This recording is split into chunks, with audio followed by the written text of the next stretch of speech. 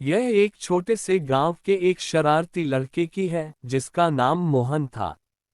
मोहन बहुत ही होशियार और चंचल था, लेकिन उसकी शरारतें कभी खत्म नहीं होती थीं।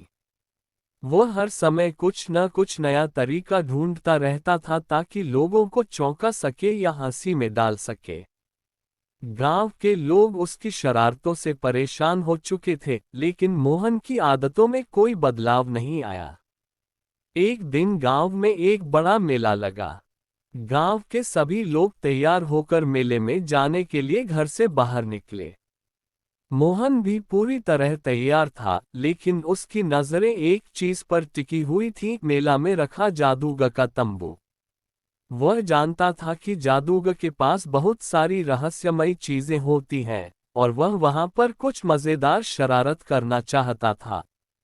जब मोहन जादूगर के तंबू के पास पहुंचा तो देखा कि बहुत सारे लोग जादू देखने के लिए बैठे हुए थे। जादूगर अपनी सफेद टोपी पहनकर किसी बड़े काले घोड़े के पास खड़ा था और बोल रहा था, अब देखो, मैं इस घोड़े को गायब कर दूंगा। मोहन ने सोचा, अगर यह सच में घोड़ा गायब कर देता है तो मैं भी एक मजेदार शरारत करूंगा। वह धीरे से जादूगर के पास गया और उससे कहा, क्या तुम मेरे लिए एक जादू कर सकते हो? जादूगर ने मोहन को देखा और कहा, तुम्हें क्या चाहिए छोटू? कुछ और नहीं तो मोहन ने मुस्कुराते हुए कहा, मैं चाहता हूं कि तुम मुझे भी गायब कर दो। जादूगर हंसा और बोला, अच्छा, ये हो जाएगा। तुम तैयार हो? मोहन ने सिर हिलाया और अगले ही पल जादूगर ने उसकी आंखों में कुछ झांका और उसकी एकदम से आंखों के सामने गायब कर दिया। मोहन अचानक गायब हो गया और लोग हैरान रह गए। लेकिन मोहन को जादूगर के जादू से गायब हो जाने के बाद एक नई समस्या का सामना करना पड़ा। वह घबराया हुआ इधर उधर भागने लगा, क्योंकि अब वह कहीं दिखाई नहीं दे रहा था। सभी लोग सोचने लगे, यह क्या हो गया? ये लड़का कहाँ चला गया? और मोहन को कहीं भी दिखाई नहीं दे रहा था। तभी जादूगर ने कहा, तुमने जो चाहा था वही किया। अब तुम्हें इस जादू का नतीजा भुगतना पड़ेगा। तुम वहीं रहोगे जहां तुम अब हो, और कोई भी तुम्हें देख नहीं पाएगा।